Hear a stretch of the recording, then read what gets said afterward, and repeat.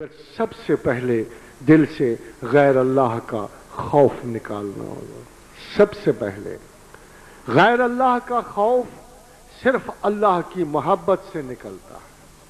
خوف سے نہیں، اللہ کی محبت سے نکلتا ہے.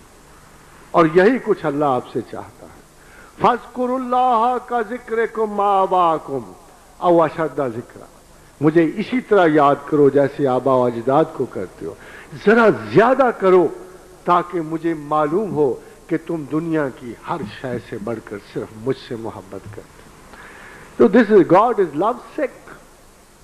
نظر آتا ہے آپ کو اس آیت میں؟ گاڈ از لو سک، محبت کا بیمار ہے اللہ. حضرت موسیٰ علیہ السلام کو اللہ نے کہا موسیٰ میں بیمار ہوں. کہا ہے پروردگار عالم تو بھی بیمار ہوتا ہے؟ فرمایا ہاں، جب میرا کوئی دوست زمین پہ بیمار ہوتا ہے تو میں بھی بیمار ہوتا ہوں.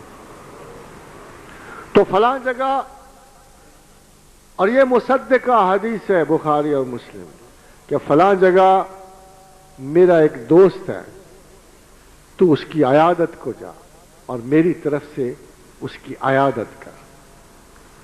تو موسیٰ اس کے پاس پہنچے تو وہ موچی تھا، ایک بہت بڑی جوتی بنا کے بیٹھا ہوا تھا. تو کہہ رہا تھا کہ یا اللہ مجھے آپ کے پاؤں کا سائز تو پتہ نہیں ہے، تو میں نے اندازے سے بنائی ہے، شاید آپ کو پوری آ جائے. تو پھر حضرت موسیٰ اس کے پاس بیٹھے اور اس سے دعا چاہی اور اللہ کا پیام پہنچا. یہ ایک دفعہ نہیں ہوا. بنو قریظہ کی جنگ میں جب حضرت سعد بن معاذ کے ایڑی پہ لگا ہوا زخم خون دینے لگا اور آپ اسی خون سے شہید ہوئے، تو حضرت جبریل امی اترے اور فرمایا یا رسول اللہ، حضرت سعد جیسے گراں قدر ساتھی کے چھٹ جانے پہ آسمان والے بھی تعزیت کہہ رہے ہیں. وہ تو سسٹم محبت پہ چل رہا ہے دوستو، جس کے خوف سے ڈرا ڈرا کے آپ سے اہلیت ایمان چھین لی گئی ہے. ڈرنے والا کیا ایمان چاہے گا؟ ایک سپاہی کا ڈر جو ہے رات کو سونے نہیں دیتا. ایک معمولی سا خوف جو ہے آپ کی کمر توڑ دیتا ہے. اینگزائٹی اور ڈپریشن کا یہ عالم ہوتا ہے. اتنی بڑی طاقت سے آپ ڈرنے کا حوصلہ بھی نہیں نہ رکھتے. آپ کی ہمت اور مجال کہاں کہ آپ اس سے ڈرو. وہ آپ کو طریقہ ہی انوکھا بتاتے. ایک بڑے ولی اللہ ڈرتے ڈرتے مر گئے. جب اللہ کے حضور پہنچے کہا تو یہاں بھی ڈر. انہوں نے کہا سرکار میری خطا. انہوں نے کہا میں نے کب کہا تھا مجھ سے ڈر؟ تو یہاں بھی ڈر. تو نے مجھ سے اور کوئی آس نہیں رکھی، نہ محبت کی، نہ رحمت کی، نہ کریم ہونے کی، نہ رحمان ہونے کی، نہ رحیم ہونے کی، نہ ولی ہونے کی، نہ ودود ہونے کی، نہ وہاب ہونے کی. تجھے صرف منتقم ہی یاد رہا. تو نے مجھے غفار نہیں پایا، غفور نہیں پایا. تو صرف لوگوں کو مجھ سے ڈراتا رہا.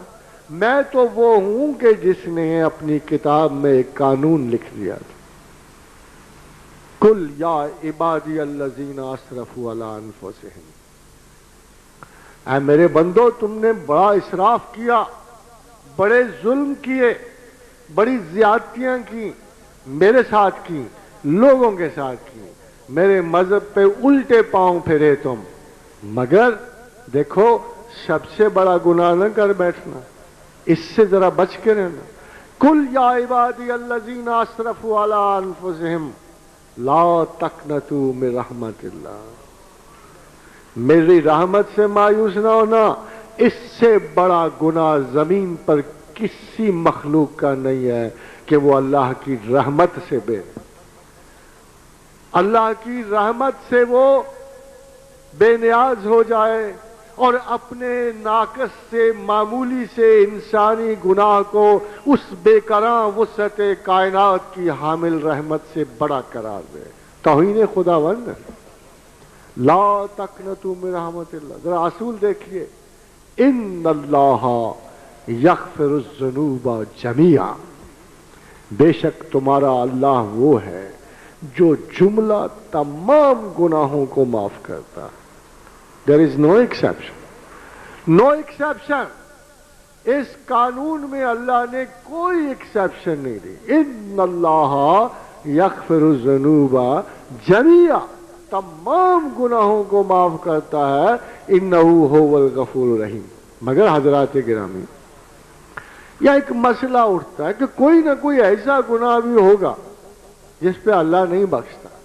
تو حضرت لقمان نے بیٹے سے کہا ان الشرک لظلم عظیم، کہ دیکھو جب ایک ہندو قبر کے ہندو سے بھی اللہ میاں کو ایسا اختلاف تو کوئی نہیں نا، مگر اتھارٹی گم ہو جاتی.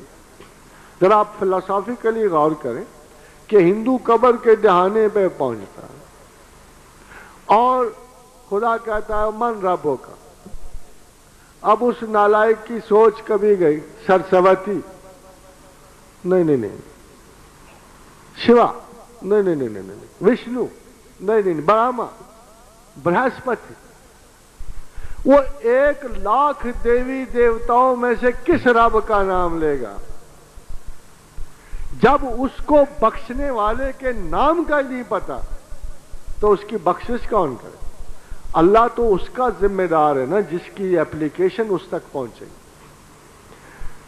جب کسی کو پتہ ہی نہیں بخشنے والا کون ہے. اور یہ زندگی کی سب سے بڑی بھول ہے. اپنی تمام تر خطاؤں کے باوجود never lose a touch with the ultimate blessing of God. Never lose a touch. اور یہ جو تشبیہ ہے نا، اس کا اور کوئی فائدہ نہیں ہے. آپ اگر کہیں نا اس میں میریکلز ہیں تو نہیں ہے. اگر آپ کہیں نا کہ اس میں کوئی موکل چھپے ہیں تو نہیں ہے. اس میں کوئی طاقتیں نہیں ہیں. یہ جال سازوں کی بات ہے.